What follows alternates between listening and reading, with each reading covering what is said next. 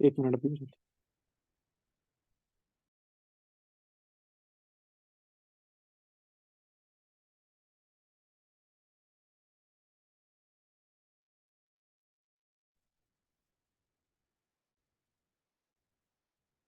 यार अब हम इसके जेम्स कर रहे हैं कार्डियोलॉजी के। सीबीएस सिस्टम कंप्लीट किया था ना। अब इसके जेम्स देख लेते हैं इसमें क्या इंपॉर्टेंट बात। सबसे पहले यहाँ पे टॉपिक लिखा है कार्डिक टेम्पोनेट। कार्डिक टेम्पोनेट में जो जो इंपॉर्टेंट चीजें हैं ना, आप मुझे खुद ही अब साथ साथ बताते जाएं क्या क्या इसके अंदर इंपॉर्टेंट है कार्डिक टेम्पोनेट के अंदर। हाँ जी, हमने इसके अंदर क्या कॉज पड़ी थी। आपकी पैराकार्डिटिस करवा सकता है, एक्यूट पैराकार्डिटिस, कॉन्स्ट्रिक्टिव पैराकार्डिटिस, क्रोनिक पैराकार्डिटिस, हमने पढ़ा है ना ये सारी चीजें। पेरिकार्डाइटिस याद आया किसी को?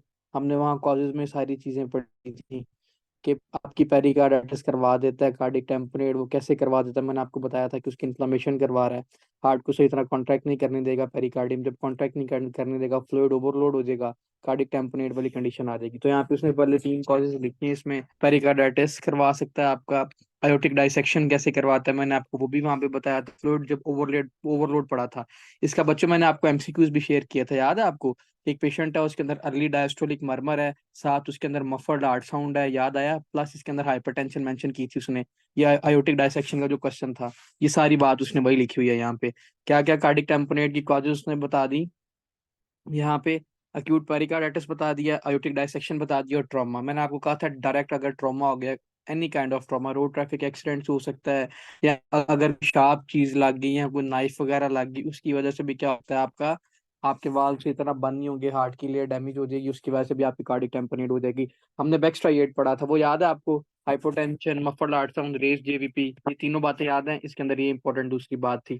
ठीक है, पहले कॉजेज डिस्कस कर ली, फिर उसके बाद इसका जो बैकस्ट्राइएट इंपॉर्टेंट है वो डिस्कस कर लिया। फिर हमने पैराडॉक्सिल पल्स बोला था इसको, याद है? ये वाला 10 मिलीमीटर मर्करी रेस्पिरेटरी पे हमारा बीपी चेंज आ रहा था। ये वाली बात याद है आपको? पल्सिस पैराडॉक्सिस जिसको बोलते थे हम। ठीक है, किसी को पता है पल्सिस पैराडॉक्सिस क्यों होता था? हाँ जी, पल्सिस पैराडॉक्सिस आपका राइट, ये 10 नहीं यार, अच्छा देखो मैं बता दूं। इसके अंदर ये होता था कि देखो, जब आप इंस्पायरेशन करते हो ना, इंस्पायरेशन के दौरान आपके बोथ के अंदर ना 10 मिलीमीटर पर मर्करी ब्लड प्रेशर चेंज होता है। ठीक है, कार्डिक टेम्परेट वाले पेशेंट के अंदर। उसकी रीजन ये होती है कि ड्यूरिंग इंस्पायरेशन आपका वीनस रिटर्न आता है हार्ट की तरफ, राइट एट्रियम की तरफ। वो आपको पता है वीनस रिटर्न जब ड्यूरिंग इंस्पायरेशन आएगा, ब्लड और ज्यादा आएगा हार्ट की तरफ, और ज्यादा आएगा। इसकी वजह से पता क्या होगा, दोनों आर्म्स में 10 मिलीमीटर मर्करी बीपी इसके अंदर डिफरेंशियल पॉइंट उसे बताया, drop of the systolic pressure. ठीक है, इंस्पायरेशन के दौरान दौरान था हमारा वीनस टर्न बढ़ रहा था, एक साइड पे नॉर्मल रहेगा, एक साइड पे ड्रॉप कर देगा। समझ आ गई ये वाला पॉइंट? ओके जी, आपकी बुक पे भी लिखा हुआ है, ये फर्स्ट एड पे भी लिखा हुआ है। मैंने आपको बताया था इसका इन्वेस्टिगेशन ऑफ चॉइस क्या है। इन्वेस्टिगेशन ऑफ चॉइस क्या है इसका, कार्डिक टेम्पोनेट का? हाँ जी, याद है किसी को? इन्वेस्टिगेशन ऑफ चॉइस अगर test, JVP plus hypotension, echocardiography. Echocardiography is the investigation of choice. Single line यहाँ पे उससे सिर्फ एमसीक्यूज दिए हुए हैं जो एग्जाम में पूछते होते हैं हमसे। ठीक है, अब उससे पूछा अगर फॉर एग्जांपल अगर किसी की ईसीजी फाइंड करेंगे, उस पर क्या फाइंडिंग मिलेगी? हमें क्यूआरएस मिलेगा, मतलब कि लो क्यूआरएस कॉम्प्लेक्स। पहले ये बताएं क्यूआरएस बनता कब था? क्यूआरएस बनता कब था, पहले ये बताएं। क्यूआरएस बनता कब था? हाँ जी, जल्दी जल्दी बताएं। जब वेंट्रिकुलर क्या आते थे बच्चों, डीपोलराइज होते थे, तभी बनता था ना।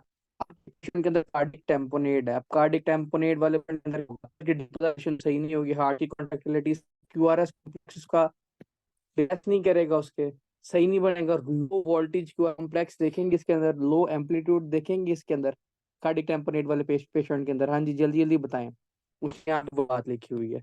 ठीक है, इलेक्ट्रिकल अल्टरनेंस भी इसके अंदर हम देख सकते हैं, मतलब कि जो इलेक्ट्रिकल फाइंडिंग होगी ना ईसीजी की, वो भी थोड़ी बहुत इसके अंदर चेंज होगी, बस इसके अंदर यही है।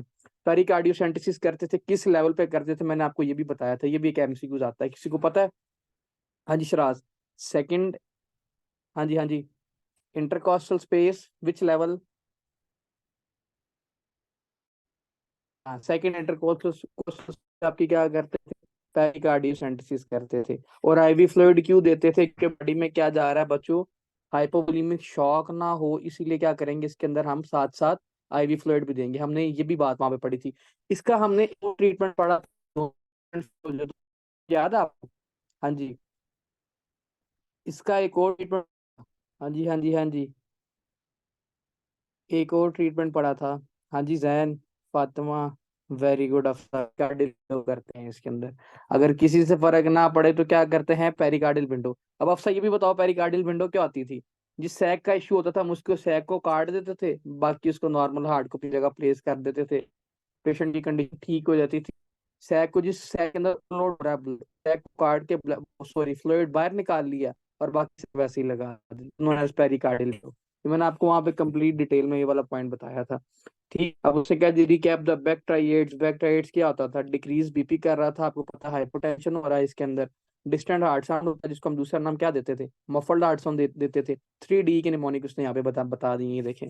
और डिस्टेंट जगलर वेन होती थी, ये भी मैंने आपको बात बताई थी वहां पे। अगर आपसे पूछा जाए कि हमने फॉर एग्जांपल, अब उसने यहाँ पे क्या लिखा है कि अगर किसी को नाइफ की इंजरी होगी, उसकी वजह से भी कार्डियक टैम्पोनेट हो सकता है। एग्जामिनेशन हमें कैसे पता चलेगा इसके अंदर क्या है? वही मफल्ड हार्ट साउंड हो सकता है, जेबीपी रेज होगा, बीपी डिक्रीज करेगा। 3D से इसको हमने याद रखना है, सारी वही बात बैकस्ट्राइएट को। कार्डियक टैम्पोनेट वाला समझ में आ गया कि एग्जामिनर क्वेश्चन कैसे देगा? वो जो उसके अंदर वो बता रहा था आयोटिक डायसेक्शन वाला, वो भी रिपीट कर दिया, पेरिकार्डाइटिस वाला भी इसके अंदर रिपीट कर दिया। सारे टॉपिक आपके यहाँ पे रिवाइज हो जाएंगे। ओके जी, ठीक है, ओके, अगर ये वाली बात समझ में आ गई। अब पेरिकार्डाइटिस के अंदर क्या होता था? पहले पेरिकार्डाइटिस मुझे बताएं होता क्यों था। What are the causes of pericarditis? यहाँ पे, यहाँ अगर नहीं यहाँ पे मेंशन, तो मुझे ये बताएं पेरिकार्डाइटिस क्यों हो रहा था। हाँ जी, किसी को पता है?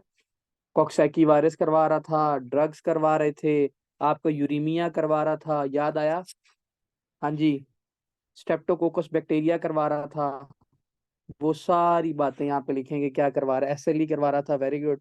मार्फन सिंड्रोम भी करवा रहा था, एल डेलो सिंड्रोम भी आपको करवा रहा था। वो सारी वही बातें जी। पोस्ट एमआई भी करवाता है, वेरी गुड। पोस्ट एमआई भी करवा रहा होता है आपका क्या, पेरिकार्डाइटिस करवाता है।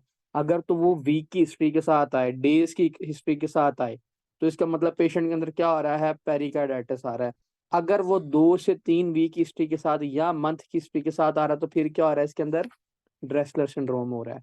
ठीक है, समझ में आ गई ये वाला पॉइंट? ड्रेसलर सिंड्रोम कब हो रहा होता है और ये पेरिकार्डाइटिस कब हो रहा होता है? पोस्ट एमआई वाले पेशेंट के अंदर।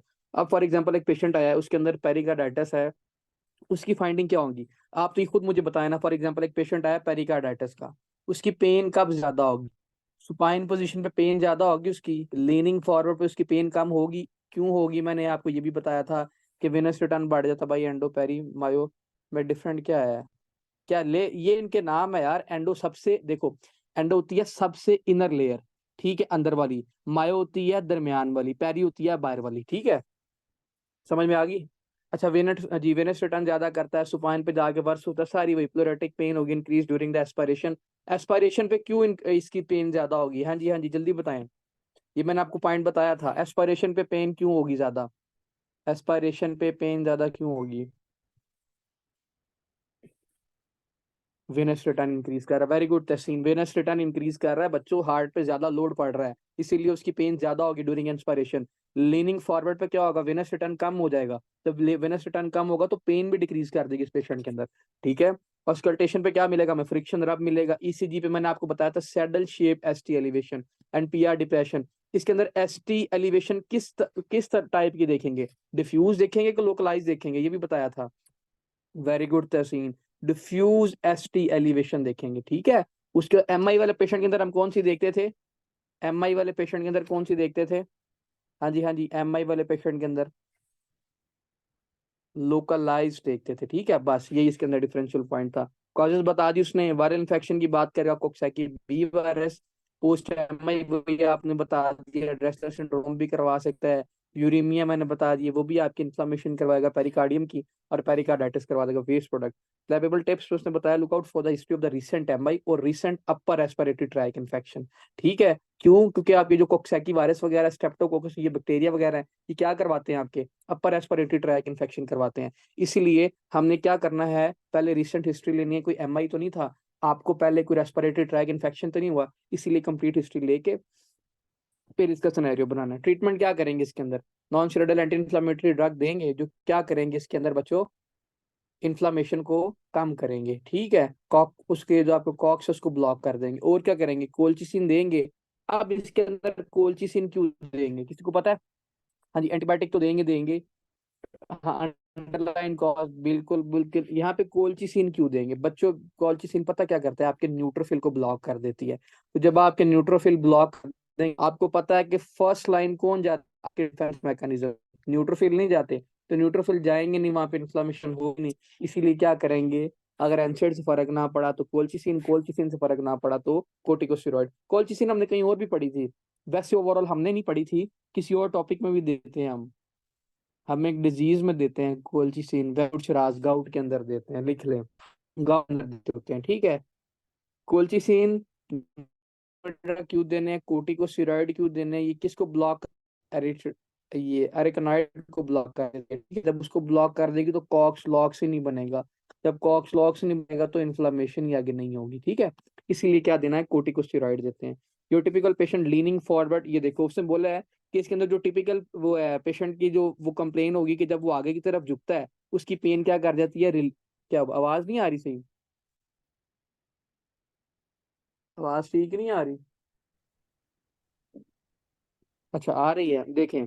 उससे बोला है लीनिंग फॉरवर्ड होता है, आगे की तरफ झुकता है तो पेन रिलीफ होती है। तो ये कौन सा पेशेंट है बच्चों, पेरिकार्डाइटिस के अंदर फिस्टा रहा होता है, ठीक है। वही पढ़ टिपिकल हिस्ट्री में क्या होगा, रिसेंट एमआई को हमने रूल आउट करना है, ठीक है। अपर रेस्पिरेटरी ट्रैक इन्फेक्शन, कुछ नहीं, ये दोनों चीजें यहाँ पे डायग्राम से भी एक्सप्लेन कर दी हैं।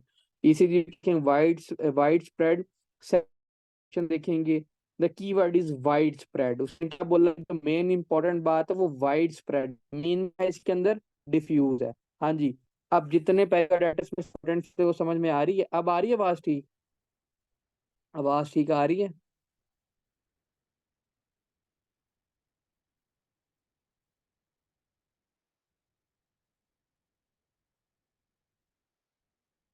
ओके जी ठीक है जी। वाइड इसके अंदर ईसीजी वगैरह देखेंगे, एसटी एलिवेशन देखेंगे। अब बात करते हैं कार्डिक मरमर की। सबसे पहले उसने बोला कि माइट्रल स्टीनोसिस वाले पेशेंट के अंदर हम कौन सा मरमर सुनेंगे, मिड डायस्टोलिक मरमर सुनेंगे at the cardiac apex, opening snap. जैसे आप स्नैप नहीं किसी के लेते, आवाज आती है, ये जब आप ऑस्कल्टेट करते हो ना तो आप उस पे सुनते होते हो ओपनिंग स्नैप वाला पॉइंट, ठीक है। माइट्रल रेडिएशन वाले पेशेंट के अंदर कौन सा सुनते हैं, पैन सिस्टोलिक मरमर सुनते हैं। किधर रेडिएट कर रहा होता है, वो आपके एक्सिला की तरफ रेडिएट कर रहा होता है। माइट्रल वेल्व, अगर फॉर एग्जांपल आप, अगर आपसे पूछा जाए माइट्रल वेल्व की लोकेशन क्या है, किसी को पता है, ये भी एमसीक्यू जाता है एनाटॉमी का। हाँ जी mitral valve, basics follow. Fifth, fifth पूरी लोकेशन बताओ ना, फिफ्थ आगे क्या है, intercostal space, which line, mid clavicular line, ठीक है। वेरी इंपॉर्टेंट पॉइंट, एमसीक्यू जाता है ये वाला, ठीक है। ओके जी। अयोटिक स्टेनोसिस वाले पेशेंट के अंदर अब आपने ये जितने भी हैं मरमर्स के नाम ही याद आपने करने हैं, crescendo, decrescendo, systolic, ejection systolic murmur में भी इसको बोलते हैं। अयोटिक रिगर्जिटेशन किसके अंदर सुनते हैं हम, डायस्टोलिक या अर्ली डायस्टोलिक इसको हम बोलते होते हैं। बाउंडिंग पल्स होती है, वाइड पल्स प्रेशर इसके अंदर होता है, ठीक है। हमने ये भी डिस्कस किया था। अयोटिक रिगर्जिटेशन के साइन याद है ना आपको, वही डी मोजेट साइन, हिल्लस साइन, वो जो आपको वहां पे बताया था, लैंडोल्फी साइन, वो सारे साइन आपने यहाँ पे खुद ऐड कर लेने हैं, लिख लेने हैं, ठीक है। हमने वो भी पढ़े थे वहां पे। और देख लेते हैं, अगर फॉर एग्जांपल ट्राइकस्पिड रिगर्जिटेशन का मरमर है तो इसके अंदर भी पता, mitral regurgitation, tricuspid regurgitation same, murmur same होगा, लेकिन हम एक इधर सुनेंगे लोअर लेफ्ट स्टर्नल एज पे सुनेंगे। ये इंपॉर्टेंट एमसीक्यूज आता है, इस पर डबल टिक कर लीजिएगा। ट्राइकस्पिड सिनोसिस के अंदर भी हम क्या सुनेंगे, अयोटिक सिनोसिस के अंदर कौन सा सुन रहे थे, हाँ जी, अयोटिक स्टिनोसिस पे कौन सा मरमर सुन रहे थे, अयोटिक स्टिनोसिस पे इजेक्शन सिस्टोलिक मरमर, इधर भी हम इजेक्शन सिस्टोलिक मरमर ही सुनेंगे, लेकिन ये भी लोअर लेफ्ट स्टर्नल एज पे सुना जाएगा। बस आपने ट्राइकस्पिड और ट्राइकस्पिड वाले रीजन को और इसको इस तरह डिफरेंशिएट करना है कि हम है क्या कौन सा सुनेंगे, एक मिनट। यहाँ पे अजवत इजेक्शन सिस्टोलिक नहीं, वो अयोटिक स्टीनोसिस वाले के अंदर सुनते थे, लेकिन हमने इसको कैसे डिफरेंशिएट करना है, माइट्रल स्टीनोसिस से करना है, ठीक है। इसके अंदर भी क्या सुनेंगे, मिड डायस्टोलिक ही सुनेंगे, ठीक है। मिड डायस्टोलिक सुनेंगे इसके अंदर, ये लोअर लेफ्ट टर्नल एज पे सुना जाएगा। वेरी गुड अफसर, मिड डायस्टोलिक सुनेंगे इसके अंदर, ठीक है। पल्मोनरी रिगर्जिटेशन वाले पेशेंट के अंदर कौन सा सुनेंगे, अर्ली डायस्टोलिक मरमर। और आयोटिक रिगर्जिटेशन वाले के अंदर भी ये सेम सुनेंगे, किधर सुनेंगे, ये सेकंड लेफ्ट इंटरकोस्टल स्पेस पे सुनेंगे। अच्छा, अब यहाँ पे अजीब बात नहीं है कि है पल्मोनरी वाला एरिया, होता ये राइट साइड ऑफ हार्ट पे है, लेकिन सुनते हम ये लेफ्ट पे है, ठीक है। आपने याद रखना है जो आपका अयोटा होता है वो किस साइड पे होता है, अयोटा किस साइड पे होता है, हाँ जी, हार्ट के किस साइड पे होता है, लेफ्ट साइड। लेकिन अगर वो किस साइड पे सुनते हैं, अगर हमने अयोटी जो हो रहा है उसकी साउंड किस साइड पे सुनते हैं, राइट साइड पे सुनते हैं, ये एमसीक्यूज आता है। ठीक है, राइट साइड पे। और जो पल्मोनरी होती है उसकी किधर सुनते हैं हम, लेफ्ट साइड पे लिखे सुनते हैं। इसलिए मैं कहा बेस्ट इसे सुनेंगे किस तरफ हम, लेफ्ट इंटरकोस्टल स्पेस पे सुनेंगे। ठीक है, पल्मोनरी स्टेनोसिस वाले पेशेंट के अंदर भी सेम इजेक्शन सिस्टोलिक मरमर सुनेंगे, लेकिन ये किधर सुनेंगे हम, सेकंड लेफ्ट इंटरकोस्टल स्पेस के अंदर सुनेंगे। ठीक है, लेफ्ट, ये वाला पॉइंट आपने याद रखना है बच्चों। ठीक है, कार्डिक मर्मर की दोबारा उसने बात की है। अब उसने बताया कि अगर for example patient cardiac murmur है, उसकी वजह से कौन कौन से हम इसके अंदर वो सुन सकते हैं, कार्डिक वो है सॉरी, कार्डिक मर्मर हम कौन कौन से सुनते हैं कार्डिक डिफेक्ट्स के अंदर। फॉर एग्जाम्पल ये उसने बात किया, ये हमने टॉपिक नहीं पढ़ा, ये बेसिक्स वालों के लिए टॉपिक था कि आपके जितने भी कॉन्जेनाइटल इशू थे ना, वीएसटी, टेट्रोलॉजी ऑफ फैलॉट के अंदर हम कौन सा सुनेंगे, पेटेंटस आर्टरीसिस, लेकिन हम इसको एक दफा रीड कर लेते हैं। वीएसटी वाले पेशेंट के अंदर कौन सा सुनेंगे, पैन सिस्टोलिक मर्मर हम सुनेंगे। ठीक है, in chronic VST shunt reversal with the right to left flow can Eisenmenger syndrome, ये आपको पता है ना इजनमेंगर सिंड्रोम। कुछ यहाँ पे बच्चे हैं जो बेसिक से क्लास भी लेते हैं, वहां पे मैंने आपको डिटेल में मैंने किया था इजनमेंगर सिंड्रोम क्या होता है। ठीक है, पेटेंट डक्टस आर्टरियोसिस में मर्मर, इनके नाम याद बच्चों, कॉन्टिन्यूस मशीन लाइक मर्मर। ठीक है, एक और बात देखें, मैं पूछूं मैंने, बॉक्स शेप हार्ट देखते हैं, हफ्सा, बॉक्स शेप हार्ट किसके अंदर देखते हैं, बॉक्स शेप, हाँ बॉक्स देखते हैं वो हम एब्स्टैन वायरस वाली देखते होते हैं, मैंने आपको वहां पे पढ़ाया था वो। ठीक है, बॉक्स शेप हार्ट उसमें देखते हैं। ठीक है, इसके अंदर नहीं देखते वो सेवल्टी के अंदर, बॉक्स यहाँ पे देखते हैं एब्स्टैन अनोमलीज वाले पेशेंट के अंदर। ओके, पेटेंट डक्टस आर्टरियोसिस की, ओके, आर्टरियोसिस की मोस्ट कॉज क्या है, पेटेंट डक्टस आर्टरियोसिस की ग्लोबल शेप, ग्लोबुलेट शेप, ये ग्लोबल शेप जो होता था ना, ये भी हम कार्डिक टेम्पोनेट वाले पेशेंट के अंदर देख रहे थे हम।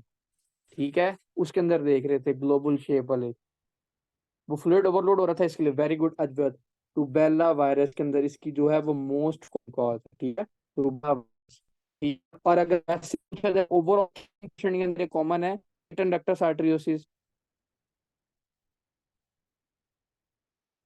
आर्टरियोसिस किन पेशेंट के किसके अंदर ये कॉमन है, प्री टर्म बेबी के अंदर। ठीक है, एग्जामिनर जब भी इसका क्वेश्चन देगा वो प्री टर्म मेंशन करेगा कि बच्चा टर्म्स पे नहीं था, उसके वीक्स पूरे नहीं थे, 30 वीक्स से 35 वीक्स थे। ठीक है, best shed in the left intraclavicular area, ये अब आपने जितने एरिया ये रट्टा लगाना है। ठीक है, किस एरिया पे होता है, हाइपरट्रॉफिक ऑब्स्ट्रक्टिव कार्डियोमायोपैथी के अंदर मैंने आपको बताया था कौन सा सुनते हैं हम, इजेक्शन सिस्टोलिक मर्मर सुनते थे, एओर्टिक स्टेनोसिस हो रही थी इस पेशेंट के अंदर, increase on the Valsalva manner and the standing up, decrease the preload. जब आपको पता है कि उसने बोला है, फॉर एग्जांपल एक पेशेंट आया हमारे पास हुक्म का, हाइपरट्रॉफिक ऑब्स्ट्रक्टिव कार्डियोमायोपैथी का, इसके अंदर क्या हो रहा है आपका, इजेक्शन सिस्टोलिक मर्मर सुनते हैं हम, पहली इंपॉर्टेंट बात। दूसरी बात उसने यहाँ पे क्या की है कि हम ये कब ज्यादा ये लाउड होता है, ड्यूरिंग स्टैंडिंग पोजिशन और ड्यूरिंग वेलसेल्वा मैनर। हाँ जी, किसी बच्चे को पता हो हम ये क्यों से हाँ कंडीशन में इसको लाउड क्यों सुनेंगे, ये मैं आपके साथ शेयर भी कर दूंगा ये सारे जेम्स।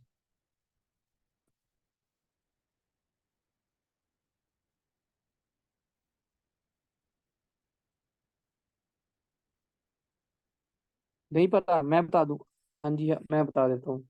जी जी जी, हम इजेक्शन, मैंने क्वेश्चन पूछा है कि हम जो हाइपरट्रॉफिक ऑब्स्ट्रक्टिव कार्डियोमायोपैथी में जो इजेक्शन सिस्टोलिक मरते हैं वो स्टेशन पे और वेलसेवा की कंडीशन में हम ज्यादा लाउड सुनते हैं, ये एमसीक्यूज है क्यों, ये क्वेश्चन है मेरा।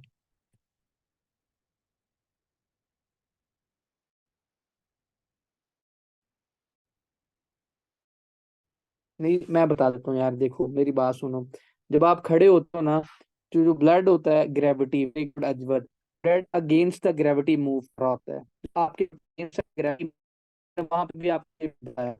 ठीक है, अगेंस्ट द ग्रेविटी मूव करेगा, हार्ट को और ज्यादा कॉन्ट्रैक्ट करना पड़ेगा, फ्लूइड उतना नहीं जा रहा, ब्लड उतना नहीं जा रहा जितना नॉर्मल जाना चाहिए था, तो हार्ट रेट और ज्यादा, और उसके अंदर आयोटिक स्टेनोसिस होगी। जितनी आयोटिक स्टेनोसिस होगी उतना लाउड आप इजेक्शन सिस्टोलिक मरमर सुनोगे। ठीक है, प्रीलोड कम हो रहा है, सिंपल सी बात है। उसने क्वेश्चन यहाँ पे दिया हुआ है, 77-year-old man present with the mild exercise intolerance and the ejection systolic murmur is found, what is likely diagnosis? अब देखिए, इसने यहाँ पे दो इंपॉर्टेंट बात बताई है। एक तो एथलीट की बात बता दी, मींस क्या है, ये एक्सरसाइज कर रहा है तब उसको हो रहा है, एक्सरसाइज कर रहा है तब उसको ये मरमर हम सुन रहे हैं, और कौन सा सुन रहे हैं बच्चों, इजेक्शन सिस्टोलिक मरमर। इन शॉर्ट कहने का मतलब है कि कौन सा पेशेंट है बच्चों, ये आयोटिक स्टेनोसिस का पेशेंट है। ठीक है, ड्यूरिंग एक्सरसाइज क्या होगा उसका, प्रीलोड ज्यादा से ज्यादा हार्ट की तरफ जाएगा, ब्लड ज्यादा से ज्यादा हार्ट की तरफ जाएगा, जितना हार्ट की तरफ जाएगा, जितनी हार्ट की कॉन्ट्रेक्टिलिटी बढ़ेगी उतना आयोटा तंग होगा, जितना आयोटा तंग होगा उतना मरमर हम लाउड सुनेंगे। और आयोटिक सिनोसिस वाले पेशेंट के अंदर कौन सा मरमर सुनते हैं हम, इजेक्शन सिस्टोलिक मरमर। अगर चार लाइन और ऐड करनी तो वो कर सकता था। ठीक है, अगर उससे पूछा जाए इसमें इन्वेस्टिगेशन ऑफ चॉइस कौन सी, उसने दूसरा एमसीक्यूज भी यहाँ पे बता दिया है, तो eco cardiography investigation of choice, ये भी जब पढ़ाया था तब बताया था कि इसके अंदर इन्वेस्टिगेशन ऑफ चॉइस कौन सा है, इको कार्डियोग्राफी है। अच्छा, अब aortic stenosis पहले मुझे कौन कौन सी होती है मैंने आपको बताई थी, aortic stenosis वाले कॉजेज बताएं, कॉजेज बताएं, जल्दी जल्दी जल्दी जल्दी। हाँ जी, याद है कि कोई नहीं याद, वॉइस वॉइस सही आ रही है, बाकियों को आवाज आ रही है। और सैड तो इसके बच्चे अजवत वो थे ना, वो सिम्टम्स थे, सिनकोप, एंजाइना, डिस्निया। मैंने आपसे कॉजेज पूछी हैं, ये तो आप मुझे सिम्टम्स बता रहे हो। वैसे इन बाकियों को आवाज आवाज नहीं आ रही, एक मिनट एक मिनट।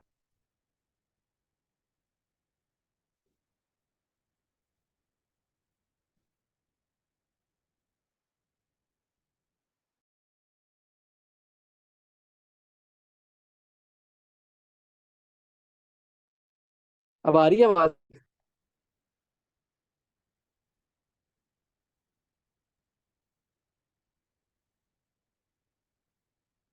ओके जगह आवाज आ रही है। मैंने आपको बताया था कैस्पेड आयोटिक वाल्व वो तब हो सकता है, नंबर वन इंपॉर्टेंट बात, मोस्ट इंपॉर्टेंट बात मैंने आपको बताया था, इसके अंदर क्या हो रहा था बच्चों, कैल्सिफिकेशन हो रही थी। ठीक है, क्या बताया था मैंने, कैल्सिफिकेशन हो रही थी, उसकी वजह से फाइब्रोसिस हो रही थी, और आपका जो कस्प है वो तंग होता जा रहा है। मेनली तीन कस्प थे ना, अगर फॉर एग्जांपल तीन उसके नॉर्मली प्रेजेंट ही हैं, तो फिर इसके अंदर क्या होगा, ये तंग होना शुरू हो जाएगा ड्यूरिंग फाइब्रोसिस।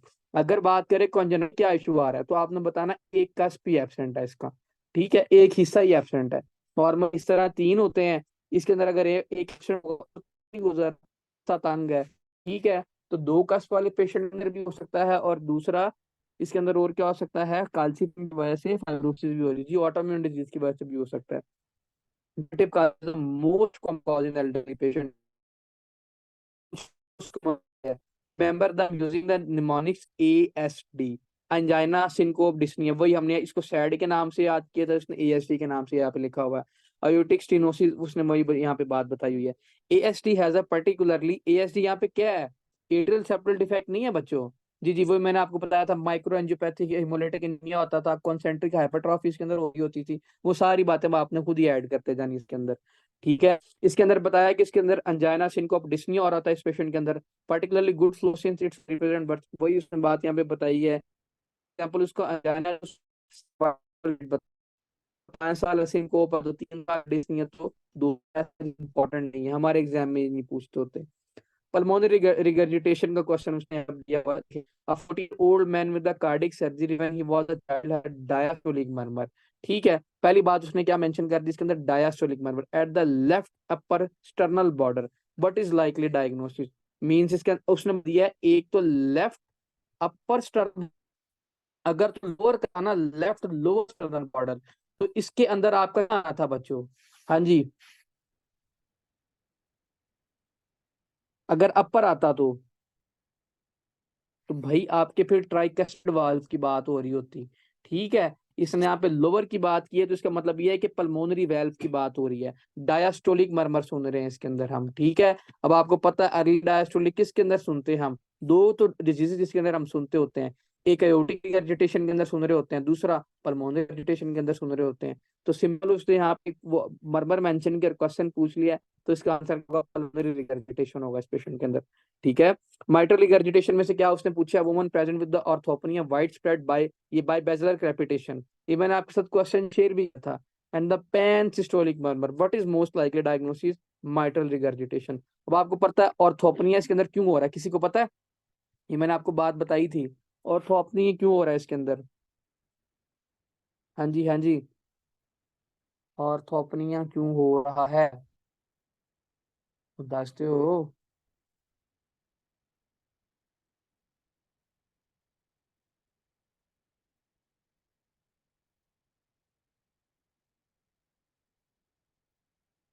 किसी को नहीं बताया इसके अंदर ऑर्थोपनिया क्यों हो रहा है? बताया तो था आप लोगों को।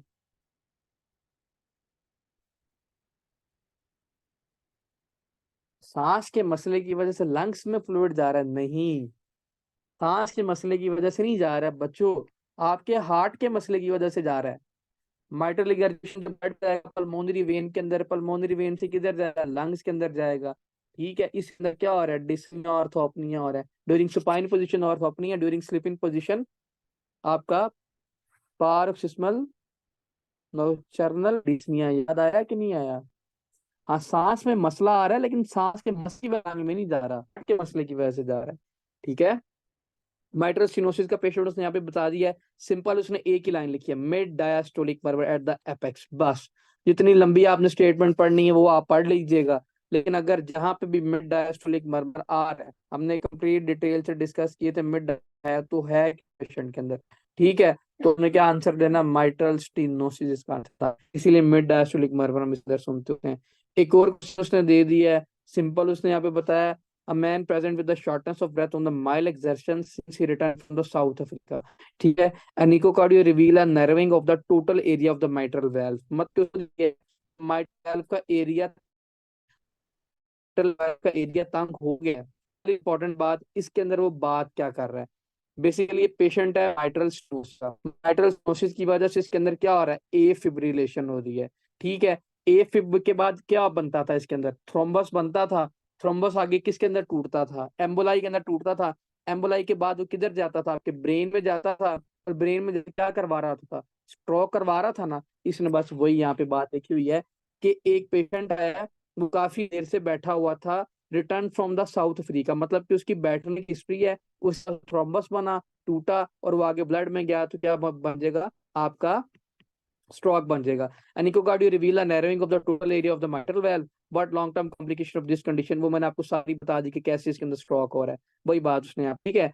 Mitral stenosis increase the left atrial pressure, left atrial hypertrophy, atrial fibrillation लिख दिया, वेनस थ्रोम्बोएम्बोलिज्म, सेरिब्रल इन्फाक्शन, मतलब कि आपके अब ब्रेन को ब्लड नहीं जा रहा, स्ट्रोक हो गया।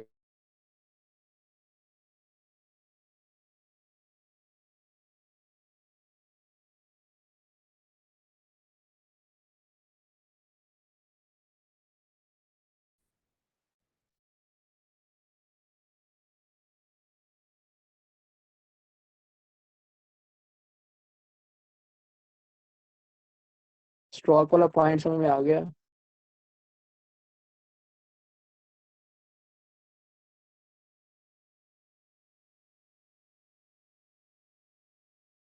यार आप, ये अल्लाह पाक ने हाथ आप लोगों को दिए हुए हैं, ये सिर्फ टाइप करने के लिए दिए हुए हैं, ठीक है, हाथ चलाने के लिए दिए हुए हैं, ठीक है। संभाल के नहीं रखना इसको। अगर आपको कोई मूड नहीं है मुझे फिर भी बता दो, मैं आपके साइड स्लाइड शेयर कर देता हूँ। भाई नेट बहुत इशू आज, बाकियों का तो नहीं इशू ना, मैं स्लाइड शेयर कर लेता हूँ, आप खुद ही जेम्स पढ़ लीजिएगा। ओके जी, ओके। कार्डियोमायोपैथी पढ़ी थी, कार्डियोमायोपैथी में क्या पढ़ा था? अल्कोहल का, ठीक है। और मैंने आप क्या बताया था? वायरल मायोकार्डाइटिस होता है, और एक ड्रग बताई थी स्पेसिफिकली, डॉक्टरूबासिन, वो याद है ना आपको? एंटी कैंसर ड्रग जो मैंने आपको बताई थी, कीमोथेरेपी में यूज होती है डॉक्सिसिन, ये उसके अंदर वही है। ऑटोसोमल डोमिनेंट कंडीशन है ये। अगर for example hypertrophic obstructive cardiomyopathy का पूछा जाए, ऑटोसोमल डोमिनेंट कंडीशन है, इसके अंदर किस प्रोटीन की इफेक्ट होती थी पेशेंट के अंदर? हाइपरट्रॉफी के अंदर कौन सी चेन इफेक्ट होती थी? हाँ, ई सेंट्रिक। तो ठीक है, हाइपरट्रॉफी तो ई सेंट्रिक, ई सेंट्रिक नहीं होती, कॉन्सेंट्रिक होती है। हाइपरट्रॉफी कार्डियो ऑब्स्ट्रक्टिव आवाज आ रही है यार?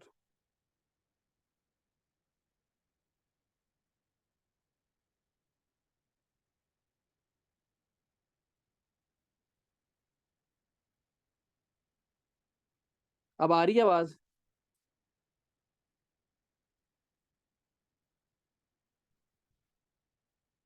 अब आवाज ठीक हुई? हाँ जी, हाँ जी, आवाज हुई ठीक। ओके जी, अगर आवाज, शुक्र है ठीक होगी। अच्छा जी, ओके। अच्छा, हम हाइपरट्रोफिक की बात करते हैं कार्डियोमायोपैथी के अंदर। इसके अंदर शिराज मायो, बाकी सारे भी सुन लो, मायोसिन बीटा चेन इफेक्ट होती थी। याद आया कि नहीं आया? मैंने आपको पढ़ाई थी उस वक्त, मायोसिन बीटा होती थी।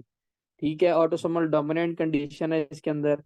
हम इसके अंदर मरमर कौन सा सुनते हैं? कौन सी इसके अंदर सिस्टोलिक इफेक्ट होता है, डायस्टोलिक होता है? तो मैंने आपको बताया बच्चों, डायस्टोलिक होता है। डायस्टोलिक मैंने बताया था क्यों इफेक्ट हो रहा है। हार्ट की कॉन्ट्रेक्टिलिटी इतनी ज्यादा है कि वो फीलिंग टाइम ही नहीं दे रहा हार्ट को, ठीक है, इसलिए डायस्टोलिक डिसफंक्शन होगा इस पेशेंट के अंदर। सिनकोप ड्यूरिंग एक्सरसाइज मैंने आपको ये भी बताया था। सडन वेंट्रिकुलर अरिथमियास भी कॉज ऑफ डेथ थी, मैंने आपको ये भी बताई थी वहां पे बात। सारी बातें वही लिखी हुई है यहाँ पे, ठीक है। अब बात करते हैं किसकी? डायलेटेड कार्डियोमायोपैथी की। सिस्टोलिक डिसफंक्शन होता है, ठीक है, इसके अंदर पहली इंपॉर्टेंट बात, क्योंकि डायलेट कर जाता, हार्ट कॉन्ट्रैक्ट नहीं करता, तो सिस्टोलिक डिसफंक्शन होगा, पहली इंपॉर्टेंट बात, ठीक है। हाँ जी, S3 भी देखते हैं हम इसके अंदर, वेरी गुड। इसके फीचर क्या होंगे? हार्ट फेलियर होगा और एस हार्ट साउंड होगा, वेरी इंपॉर्टेंट, वेरी गुड। किसने बताया था S3 वाला? वेरी गुड, आप सब अच्छे। ठीक है, इसके अंदर इसेंट्रिक हाइपरट्रॉफी भी देखेंगे। ट्रीटमेंट में मैं आपको क्या बताया था? एसी इनहिबिटर्स देंगे। एसी इनहिबिटर इसके अंदर एसी इनहिबिटर्स क्यों देंगे?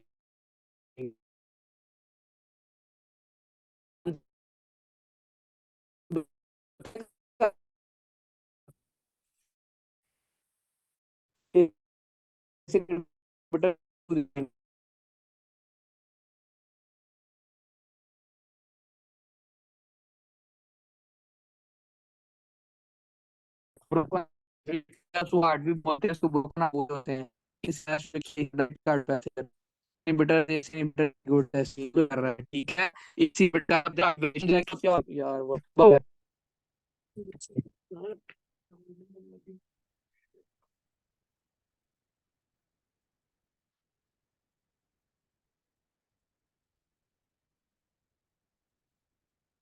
अब ठीक हुई है वो?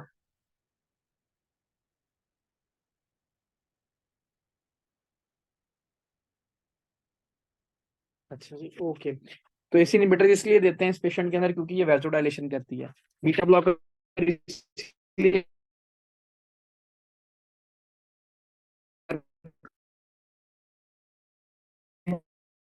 है कि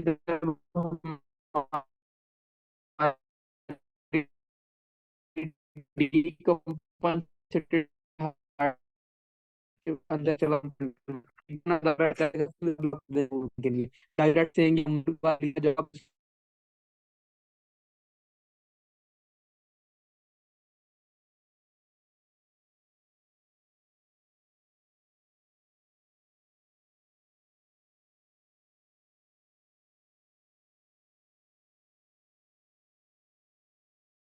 रूम में। अब ठीक है?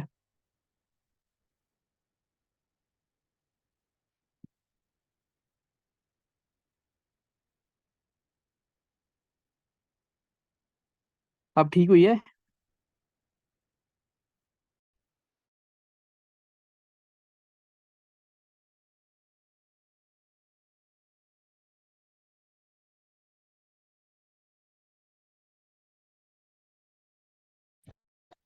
यार अब ठीक है, ये मैंने ना दूसरा कनेक्ट कर लिया माइक। अच्छा, क्या मैंने आपको बताया कि इसके अंदर क्या, अब आवाज आ रही है ना ठीक है आप लोगों को? अब नहीं वो होगी। ओके जी, ओके जी। बीटा ब्लॉकर देंगे, डायूरेटिक्स देंगे फ्लूइड को बाहर निकालने के लिए, और डाइजॉक्सिन देंगे स्ट्रॉन्ग कॉन्ट्रैक्टिलिटी जनरेट करवाने के लिए। ठीक है, जब मैंने बेसिक्स में आपको डाइजॉक्सिन पढ़ाई थी तब भी मैंने आपको बताया था ये क्या करती थी, हार्ट फेलियर के पेशेंट के अंदर दे सकते हैं। और डायलेटेड वाले के अंदर भी क्या हो रहा था, फ्लूइड ओवरलोड हो रहा था, हार्ट कॉन्ट्रैक्ट नहीं करता, इसीलिए हो रहा था ये सारे इसके अंदर। डायलेटेड के अंदर कौन सी हाइपरट्रॉफी होती थी? हाँ जी, इसेंट्रिक होती थी कि कॉन्सेंट्रिक होती थी? हाँ जी, हाँ जी, जल्दी जल्दी बताएं। इसेंट्रिक होती थी, वेरी गुड।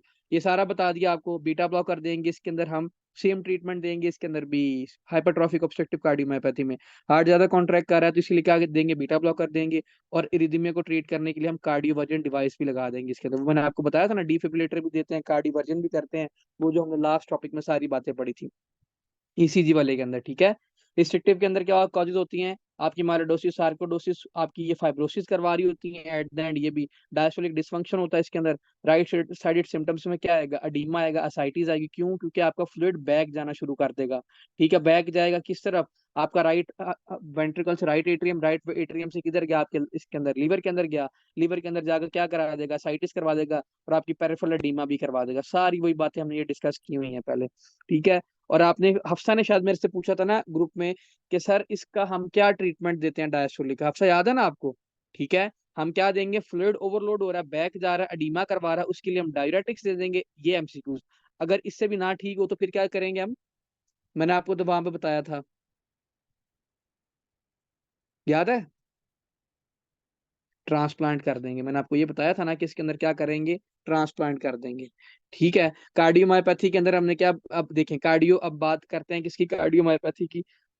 जितनी हमने डिजीजेस पढ़ी थी ना वो कंप्लीट हो गई यहाँ पे। अब हमने जो पढ़ा था क्या, आपका हार्ट ब्लॉक पढ़ा था ना, first degree heart block, second degree heart block, Mobitz type 1, Mobitz type 2। अब ये वहां पे इसने ये डिस्कस किया हुआ है।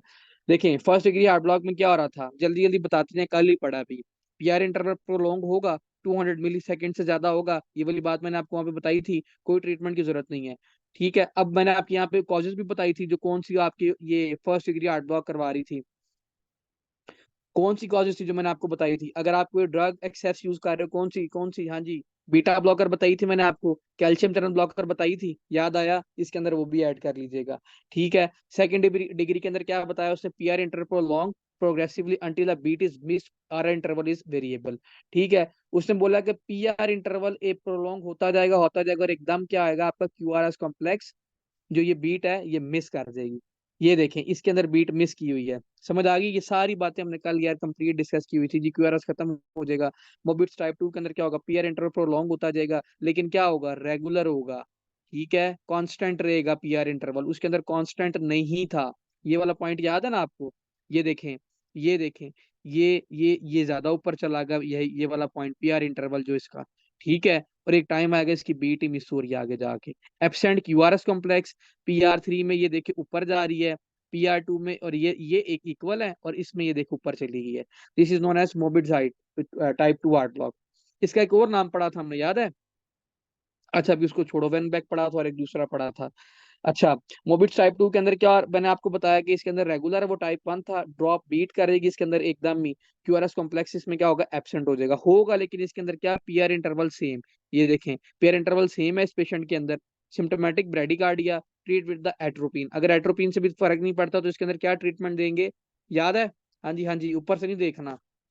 एट्रोपिन से फर्क नहीं पड़ेगा तो क्या देंगे, तो so pacemaker, very good Chiraj, pacemaker देंगे इसके अंदर। ये सारी बातें हमने कल ही डिस्कस की हैं अभी।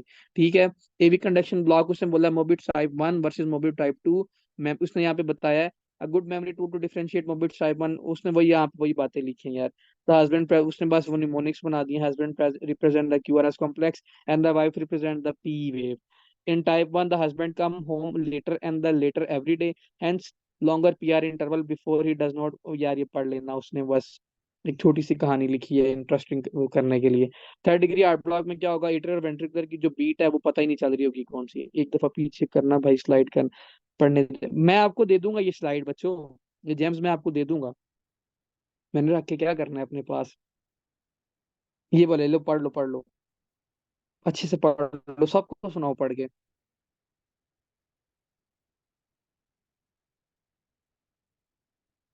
ये देखो, उसने पता है ऐसे पढ़ के। अच्छा, मैं सारी कर दूंगा, देखिए देखिए ये सारे, ये देखो उसने बोला है कि इन टाइप टू के अंदर क्या हो रहा था, पीआर इंटरवल सेम रह रहा था, कांस्टेंट था, क्यूआरएस बीट मिस कर रही थी, यही बोला था ना।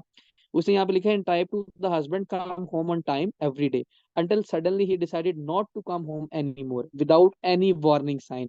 वार्निंग साइन का मतलब क्या है कि पीआर में कोई चेंज नहीं आ रहा, ठीक है।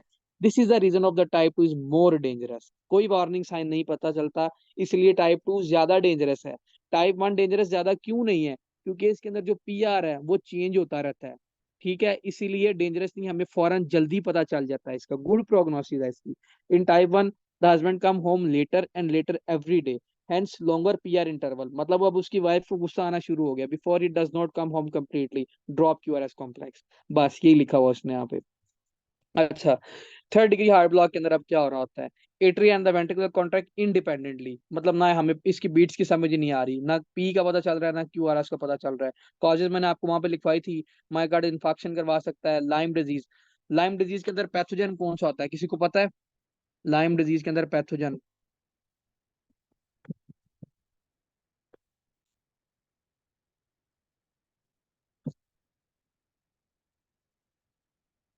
नहीं पता? हाँ, वेरी गुड सिराज, यही होता है जी, शाबाश, अभी मैसेज है आपका रिसीव हुआ।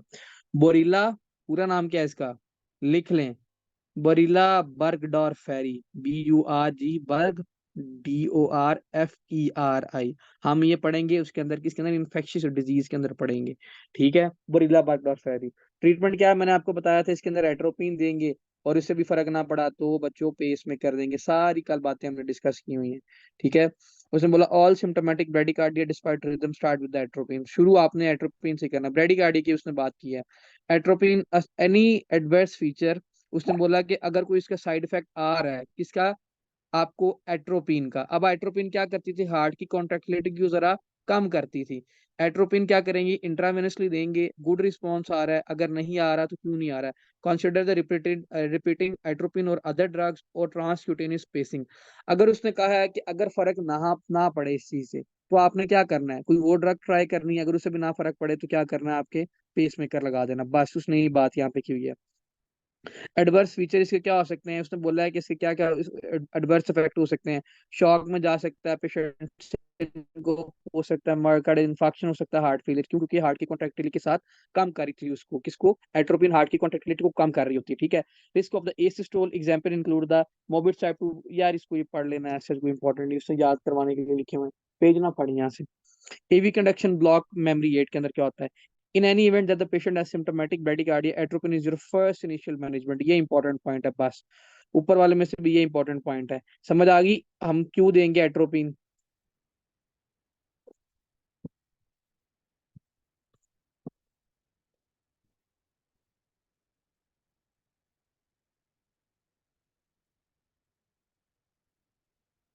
ओके जी, ओके।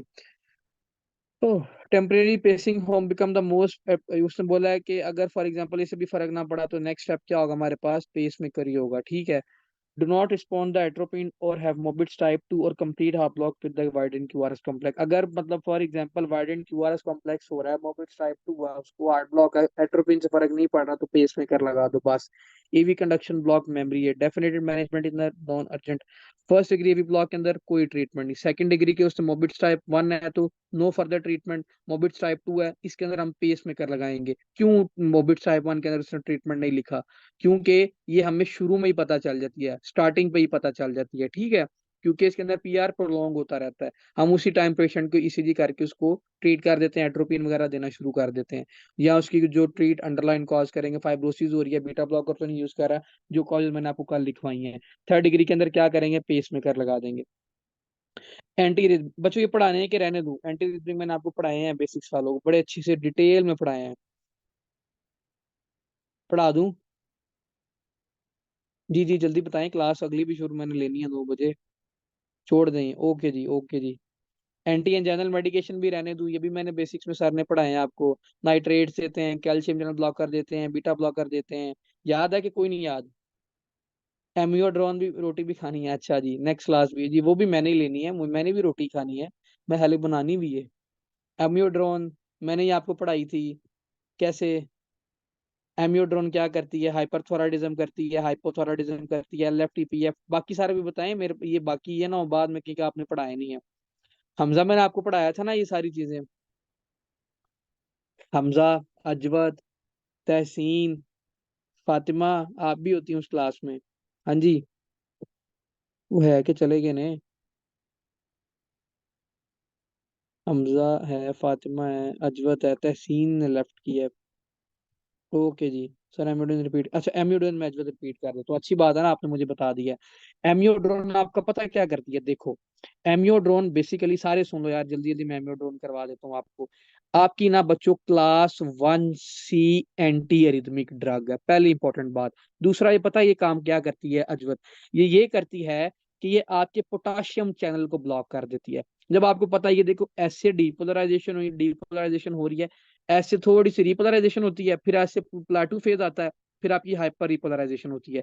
ऐसी ग्राफ बनता है ना, मतलब पहले सोडियम आता है, फिर यहाँ पे कैल्शियम प्लाटू फेज मेंटेन करता है, पोटाशियम आके आपकी रिपोलराइजेशन करवा रहा होता है। तो जब आपने यहाँ पे इसके पोटाशियम को ब्लॉक कर दिया, तो जो रिपोलराइजेशन ऐसे होनी थी ऐसे, अब वो ऐसे नहीं होगी, ऐसे ऊपर जाएगा, हल्का से प्लाटू फेज ऐसे आएगा, और ये ए ऐसे रिपोलराइजेशन प्रोलॉन्ग कर देगी। इसकी वजह से आपका जो एक्शन पोटेंशियल का ड्यूरेशन है वो भी बढ़ जाएगा, आपका एंड रिफ्रैक्टरी पीरियड है आपका, वो भी बढ़ जाएगा इस पेशेंट के अंदर। ठीक है, नॉर्मल मैकेनिज्म क्या है एमियोड्रोन का, ये है। अब समझ में आ गई हम एंटी रिदमिक में क्यों देते हैं एमियोड्रोन। अजय समझ में आ गई? नहीं आई तो जल्दी जल्दी बताओ, रिपीट कर दें फिर। ओके जी, समझ में आ गई। एमियोड्रोन का ना एक साइड इफेक्ट होता है, वो ये है कि ये हाइपरथायराइडिज्म भी कर सकती है और ये हाइपोथायराइडिज्म भी कर सकती है। क्यों? क्योंकि ये कभी आयोडीन के लेवल को ज्यादा कर रही होती है, कभी ये आयोडीन के लेवल को कम कर रही होती है। तो जब आपको पता है आयोडीन का लेवल कम होगा, तो इसकी वजह से हाइपोथायराइडिज्म नहीं हो जाएगी। आयोडीन का लेवल जब ज्यादा होगा, इसकी वजह से हाइपरथायराइडिज्म नहीं हो जाएगा, ज्यादा से ज्यादा T3 और T4 बनेगा आपका। वही सारी कहानी यहाँ पे उसने लिखी हुई है। थॉराइड फंक्शन टेस्ट करते हैं, लेफ्टिस करते हैं, इलेक्ट्रोलाइट, वो सारी ये मैंने आपको बेसिक्स में बातें पढ़ाई हुई हैं। कोंजेनाइटल हार्ट डिजीज हमने नहीं पढ़ा, ये बेसिक्स वालों का टॉपिक है, तो बेसिक्स वालों को मैंने वहां पे पढ़ाया हुआ। आपने कहना जी सारी चीजें छुड़वा रहा है। ट्राइकस्पिड अट्रेजिया के अंदर क्या होता है, ट्राइकस्पिड वाल्व भी एब्सेंट होता है एसोसिएट विद एएसटी और VST. Transposition of the great arteries के अंदर क्या होता है, आपका जो आयोटा होता है वो लेफ्ट साइड, वो राइट साइड पे होता है, और जो पल्मोनरी आर्टरी होती है वो लेफ्ट साइड पे होती है। ठीक है, pulmonary artery exist from the left ventricular and the iota leave the from the right ventricular, वही बातें। टॉफ के अंदर क्या होता है, बूट शेप हार्ट, बस इंपॉर्टेंट बात, बूट शेप, और ये तीन वाला ट्राइएड आपने याद रखना है। पल्मोनरी स्टेनोसिस होती है, right ventricular hypertrophy, overriding of aorta और वीएसडी, मैंने कंप्लीट डिटेल में बताया था कैसे होता है। हफ्सा आप लोग थे ना, हफ्सा ये क्या, शिराज, तहसीन, हमजा, ये सारे उस क्लास में होते हैं। ठीक है। कोंजेनिटल हार्ट डिजीज में साइनोटिक कौन सी होती है, ये देखें, इसके अंदर एब्स्टेन अनामली के अंदर मैंने बताया था आपको कि बॉक्स शेप हार्ट होता है। ठीक है, बॉक्स शेप हार्ट यहाँ पे लिख लीजिएगा, उसने यहाँ पे नहीं लिखा। कॉज क्या है इसकी, लिथियम की वजह से ये हो रहा होता है। ठीक है। वीएसटी के अंदर पैन सिस्टोलिक मर्मर कैसे कैसे सुनते हैं, मैंने ये भी बताया था। स्प्लिटिंग याद है, स्प्लिटिंग भी बच्चों मैंने ही आपको बेसिक में पढ़ाया था, वो वाला टॉपिक याद है ना, फिक्स स्प्लिटिंग और वाइड स्प्लिटिंग वाला। ठीक है, वो इसके अंदर होती है एट्रियल सेप्टर डिफेक्ट के अंदर। पेटेंट डक्टस आर्टरियोसिस के अंदर मशीन लाइक मर्मर होते हैं इसके अंदर। कोआक्टेशन ऑफ अयोटा, अच्छा, आपसे पूछते हैं कि ऐसा कौन सा सिंड्रोम है जो आपको कोआक्टेशन ऑफ अयोटा करवा देता है, वेरी इंपॉर्टेंट जेनेटिकली। ठीक है, टर्नर सिंड्रोम करवा रहा होता है आपका। ठीक है, वेरी इंपॉर्टेंट एमसीक्यू, इसको लिख लें। टर्नर सिंड्रोम भी करवा रहा होता है, इसकी वजह से हाइपरटेंशन हो जाती है, अपर लिम्ब ब्रेकियोफेमोरल डिले इसका मोस्ट इंपॉर्टेंट इसका वो है फीचर। अच्छा, मुझे एक बात बताएं, हमने एक डिजीज पढ़ी थी जिसके अंदर मैंने आपको बताया था कि अब हम इसमें अपर लिम्ब और लोअर लिम्ब का ब्लड प्रेशर मेजर कर रहे होते हैं। ठीक है, अपर लिम्ब और ब्लड लोअर लिम्ब के ब्लड प्रेशर में ऐसी कौन सा मैंने आपको टेस्ट बताया था जो डिफरेंशिएट कर रहा होता है अपर लिम्ब के ब्लड में और लोअर लिम्ब के ब्लड में। हाँ जी, किसी को याद है?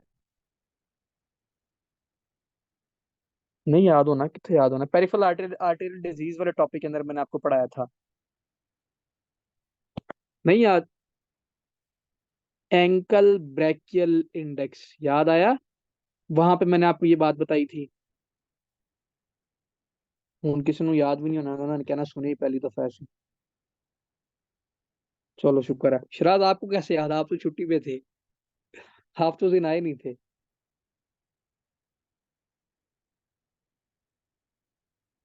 ओके जी।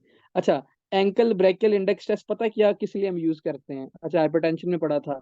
ये आपके अपर लिम में जो ब्लड फ्लो कर रहा होता है, जो लोअर लिम में फ्लो कर रहा होता है ना, उसके बारे में बता रहा होता है, डिफरेंस डिफरेंस बता रहा होता है उसके अंदर। This is known as ankle brachial index test हम यूज कर रहे होते हैं इसके अंदर।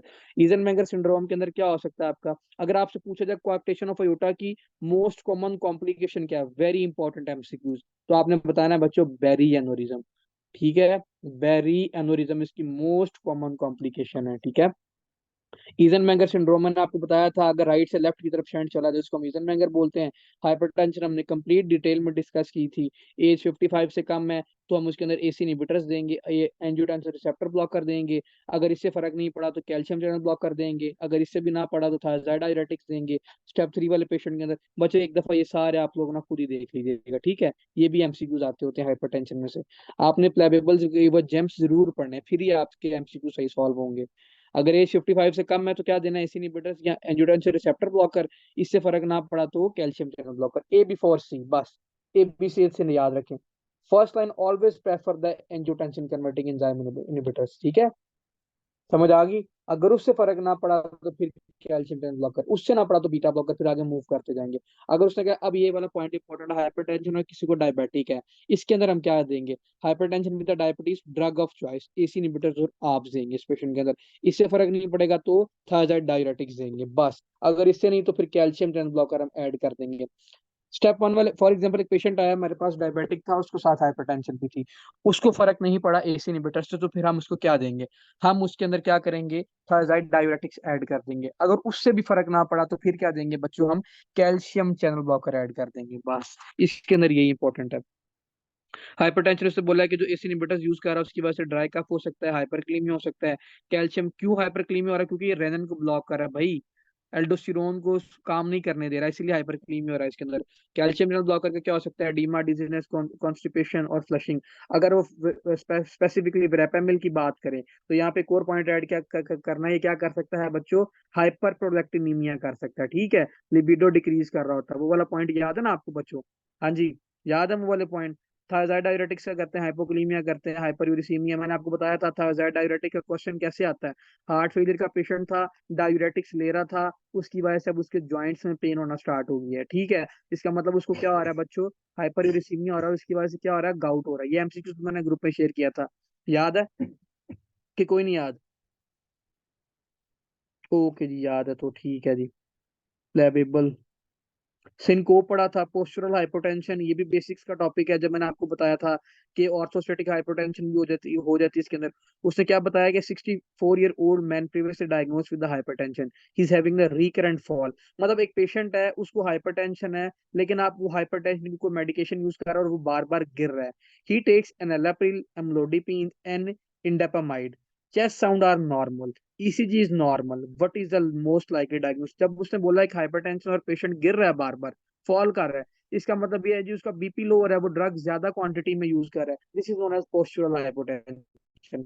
Always consider if the patient are on the multiple anti hypertensive agent medication, उसकी वजह से उसको क्या हो सकता है बच्चों, हाइपोटेंशन हो सकती है। 3 ड्रग्स ले रहा है वो, किस कौन सी, हाइपरटेंशन के लिए, तो उसकी वजह से भाई हाइपोटेंशन ही होगी उसके अंदर। सिंकोपल के अंदर क्या होगा, ये भी मैंने आपको बताया था। An elderly man taking antihypertensive attends the GP surgery after having the 2 syncopal attacks। अच्छा, जब हमने सिनकोप पढ़ा था ना, मैंने उसके अंदर आपको बताया था ना कि जो आपके कार्डियक इश्यू होते हैं वो भी आपके करवा सकते हैं। ठीक है, उसके अंदर हमने क्या पढ़ा था, एओर्टिक डाइसेक्शन पढ़ा था। याद आया कि कोई नहीं आया, वो वाली सारी बातें। यहाँ कोई फॉर एग्जांपल ऐसा ड्रग यूज कर रहा है जिसकी वजह से हार्ट की कॉन्ट्रेक्टिलिटी कम हो रही है, वो इसने यहाँ पे बात लिखी होगी। Involving the loss of consciousness for a few second. याद आया, ट्रांजिशन लॉस ऑफ कॉन्शियसनेस, पहली डेफिनेशन थी उसकी सिनकोप के अंदर लिखी हुई था, याद है ना, transition loss of consciousness. He was standing in his garden when he had the syncopal episode. His blood pressure is 110/80 on lying and in it's dropped by 25 millimeter when standing। मतलब कि जब वो लेटता है तो उसका 110-80 बीपी होता है, लेकिन सॉरी जब खड़ा होता है, जब लेटता है तो ये 25 मिलीमीटर मर्क्यूरी ड्रॉप कर जाता है बीपी। ठीक है, ही आज उसने बताया हार्ट रेट ना, but is most likely diagnosis. आपने क्या करना है कि इसके अंदर सबसे पहले हम ईसीजी करेंगे, हम इसमें जो टेस्ट करेंगे, दूसरी बात इसके अंदर हम देखेंगे कि क्या इसकी कॉज है, अंडरलाइन कॉज को रूल आउट करेंगे। वो तो ये कार्डिक इशू की वजह से ही रहा है, क्यों, क्योंकि भाई वो हाइपरटेंसिव, वो मेडिकेशन ले रहा है, इसकी वजह से उसको हो रहा है। ठीक है, सिवियर हाइपरटेंशन के अंदर हमने क्या देना है, clinically systolic blood pressure is higher than 180 और क्लिनिकल डायस्टोलिक 120 से ज्यादा है, तो फिर हमने उस पेशेंट के अंदर क्या करना है? ठीक है, उसने बताया कि अगर इसका हाइपर इतना ब्लड प्रेशर है तो इसकी वजह से क्या होगा, रेटिनल हेमरेज हो सकता है और पेपुलोडीमा हो सकता है इस पेशेंट के अंदर। हमने इस पेशेंट को ट्रीट कैसे करना है? देखें, जब उसको हेमरेज हो रहा है रेटिनल आर्टरीज का, तो हम फंडोस्कोपी करके उसको देखेंगे इसके अंदर रेटिनल हेमरेज को रूल आउट करने के लिए।